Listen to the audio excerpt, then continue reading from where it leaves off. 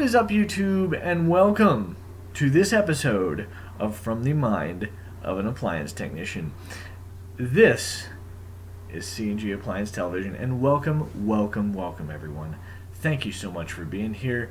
You could be so many other places on YouTube right now, but you're right here with yours truly, and I honestly thank you guys for that. With that said, we're looking at the 3rd of February 2020. This is my first video of February, so happy February, everyone. It is a Monday today, and we are... what are we doing? We are doing shop announcements first thing. So shop announcements. First off, sold the stack unit, so that was good. $300 in my pocket. Had to drop my price initially from $400, which was okay. Didn't really have that much into it. It was an easy flip. The machine worked flawlessly. Just pretty standard flip on that one. Nothing too crazy. People were very impressed and excited, so that's what we're going for. Couldn't really ask for a better deal with that. Let's see. Had a couple of direct drives brought to me. One is a Kenmore, I think an 80 series. It doesn't matter. They're really all the same. This is an earlier one with the older lid switch. It doesn't have the newer style. Also worked flawless. I know one of them was said to have been leaking, but Pops brought them to me, so we're gonna say it could have been the guy's standpipe, and the guy just wanted rid of them. Asked him if he would haul them off, so he hauled them to me because he doesn't mess with things like that. So that's cool. I enjoy selling those things. Direct drives are kind of my specialty, or I'm becoming known for my direct drives. So I'm perfectly okay with that. And guys, this Kenmore that I got is going to my wife's coworker. Actually, she got to her and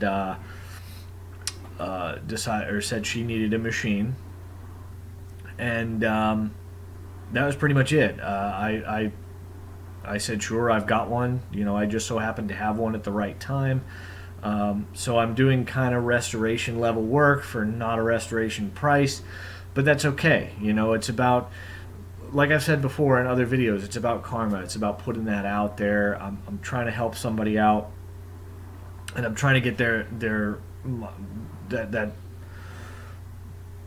I'm trying to get that karma, or put that karma out there, and also it may work out in my favor, because the more people, or the more times I do something like that, the more people that are going to hear about the fact that I sell things, the fact that I work on things like that. So it's all about the future, and I'm trying to just plan for that. So that being said, that kind of segues me into the topic of today, guys. The topic of today is pride in your work. It is something that you should possess. If you are part of this craft, if you are part of the appliance repair trade, I do believe that whatever you do, it's terrible to go on camera. However, I'm not going to edit that out. I'm just going to keep going. I do these all in one take because I want you guys to see exactly what's on my brain. So, back to what I was saying, you should treat everyone's appliance that you go to service, if you're a technician, or every appliance that you fix, if you're flipping them, you should treat everything as if it is going to be yours. What would you do if you were in the customer's shoes? Okay? That means a lot of times, in my book, I love taking like sealed system work and things like that. I know that that'll be a big thing if I end up going on my own. That will end up being quite a big thing. So the object is not really to persuade someone to fix their sealed system. I would rather do a sealed system job on like a Sub-Zero, let's say, than your standard run-of-the-mill like Maytag or KitchenAid or something like that. Just because the labor for a sealed system job, where yes, it is cheaper for them to do that to their unit, it's not much cheaper than a new refrigerator. Okay? So there are lines that you have to draw sometimes, and that line is up to you. It's all in what you're, what people are or how people are in your area. And it is very region specific. Okay? Like there is a book, for instance, of like a flat rate book. If my company ever went by that book, the major appliance book that kind of everybody uses in this trade, I forget what it's called, but if my company went by that book, we would be screwing everyone in this area because everyone is cheaper, and we still make money. So it is what it is. Now we also sell appliances, so a lot of times we will talk people out of sealed system jobs to sell them a new appliance. Okay, but that's only because you're not much more into that. Like, let's say you've got a compressor that dies on like an 11-year-old Amana refrigerator, and I've had this happen before. Yeah, you could replace a compressor on that, but the compressor alone is $200, and the job you might be staring down a $700,000-$800,000 bill on a fridge that's 11 years old, 12 years old. It just doesn't make sense sometimes.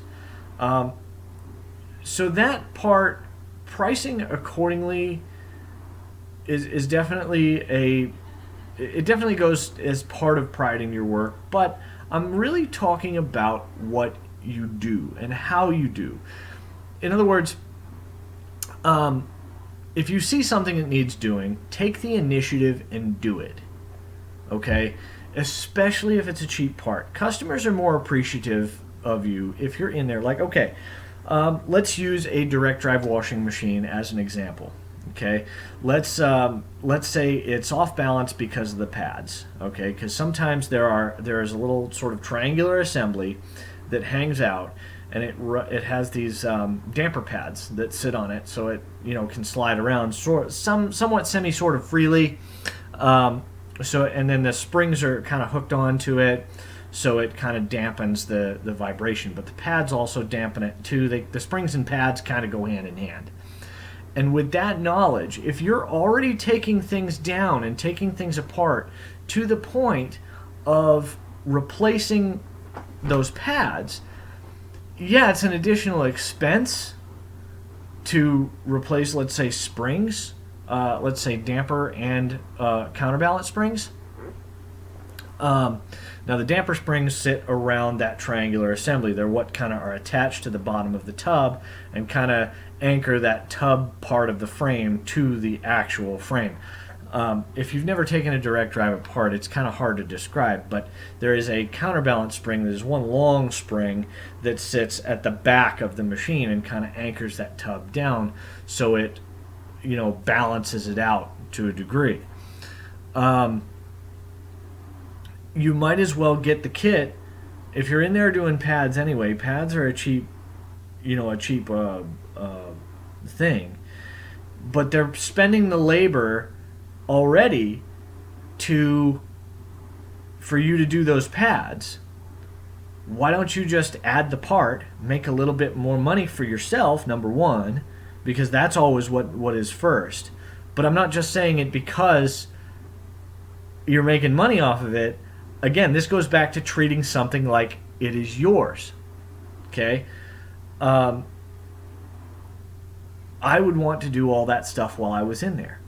Just like for a dryer. You're not going to just do an idler on a dryer, right? If you have to take it down to that part, you're going to do a whole service kit on it, right? You're going to do belt, rollers, and idler. Because that is what you do when you go in there. It's not that much more to do all that stuff. And that's part of pride in your work, guys. If you are in there and it's not going to be a heck of a like ridiculous amount of labor, and you don't, let's say it's not going to be, it's not something completely unconnected to the system, right? It's something that kind of you got to take apart anyway, or you've got it apart to that point anyway. You might as well do all that crap while you're in there. And there's a lot of stuff, like if I do a clutch on a direct drive assembly, I will also, and this is it's always up to the customer, and I say, look, you can replace it. You can replace the drive coupling as well. Since we're in there, I can do it. I do it all from underneath, and I can actually unsnap the drain pump. But sometimes I will replace that drain pump as well, because a lot of times, especially if it's an older machine that they have no idea about the history on, that drain pump could be 20 years old. And it could be, a couple weeks down the road that seal decides to go bad and it starts to drip on their floor, and they notice a little puddle in the front of the machine. So, again, use your best discretion on that. That will always come with experience, guys, and it doesn't happen overnight. But you make it a policy that if you are in there, you replace what you think you need to replace. And that is just pride in your work. The basic tenet of it is treat everyone's machine like it was your own. And I know some of you guys might look at me and go, well, I'd never buy like a Cabrio, or I'd never buy this unit or that unit or whatever. Well, yeah, you may not, but the customer got snookered into buying that thing. So what if it was yours? What if you had no choice? What if you had to pay somebody? Put yourself in the customer's shoes. And a lot of it has to do, like I said, not with necessarily the work you do, but the psychology that you have to get into. You have to get into the customer's mindset for a minute. You have to walk a mile in their shoes and think, what if I was paying somebody to do this? What would I want them to do? And then you have your answer. Again, that's pride in your work. And it's like, for instance, on this Kenmore direct drive that I'm working on right now. Guys, this thing smelled to high heaven. You opened the lid and it smelled like a locker room. Now, it's one bolt and another drive bell bolt underneath it. So it takes a couple of minutes to pull that thing out and investigate where in the heck this smell is coming from, because that's going to get on their clothes. That nasty human slime smell is going to get on their clothes, and they're going to be like, well, this machine stinks. Why did you sell me this thing? Again, and they may never smell that. But at the same time, I have enough pride in my work to know that it needs to be done, so I do it. And you get into certain things, and especially if you start getting into it, you fix one thing and you find another thing. Sometimes that'll happen. Sometimes things will snowball. And guys, by all means, make money. Price this stuff accordingly. If you know that you do decent work, it's okay to price things above what other people are. I'm saying stay competitive. But if you honestly offer a better product than someone else, and people get to figuring that out, they'll start paying your prices that you're asking. And that's the complete goal. I want people to come to me for basically new machines.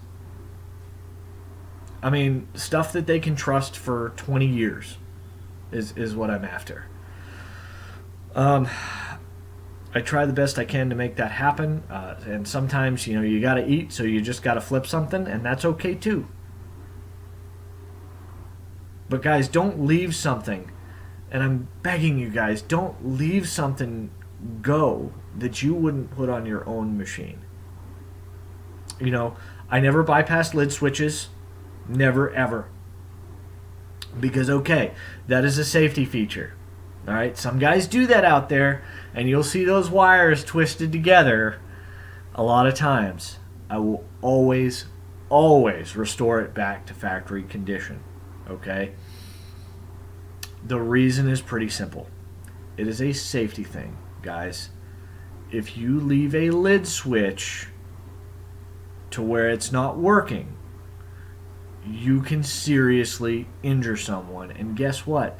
Even if it was like that when you got it, you are the last person to touch it. The last person to touch it. So you're going to get blamed. You're the one who's going to get blamed if some kid reaches in there and breaks their arm.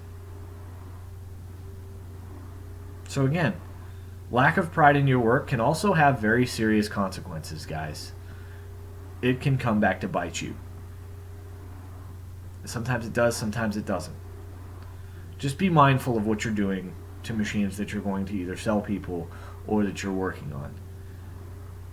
And I'm not saying that mistakes don't happen, because I'm human. You think I haven't screwed up? Guys, I've screwed up so many times I can't remember how many times. I can't remember what times I've screwed up and what times I haven't. If you ask me, hey, well, not even going to get into that, but you're going to screw up. But experience will come. You will get a feel for what you're doing. You will get pride in your work if you truly believe in advancing this craft. And that'll be that. I believe in all of you out there. I believe that all of you out there can make good technicians. And that's what I'm here for. If you guys have any questions, comments, whatever, flame, hate mail, put it in the comments below. Like, comment, share, subscribe. All that stuff helps me. It helps my metrics, everything like that.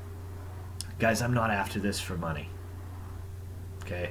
I'm after this to help people who want to enter the appliance repair trade.